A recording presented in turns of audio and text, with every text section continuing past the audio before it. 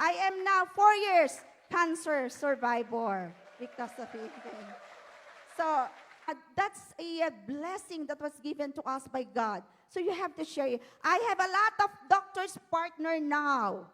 Yes, I have also some pharmaceutical partners already, and we will start promoting Himuhim. All right. So again, syempre, sabi nila maganda nga yung product mo, but meron pa ring issue that is being circulated. Napansin nyo? In the internet. And this is just your answer. Okay, so they were answered that sana hindi ako nakatayo dito, di ba? Kung talagang nakakapatay si Himuhim, di sana namatay na ako. Eh hindi, buhay po ako. And cancer survivor na ako.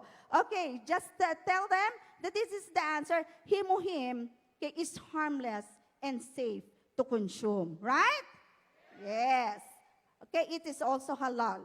And of course, this one, if you have read this, in the Compendium of Medicine of our Chinese Compendium of Medicine, Himuhim is already included as medicine in Singapore. Yan, palakpakan nyo naman yan, di ba?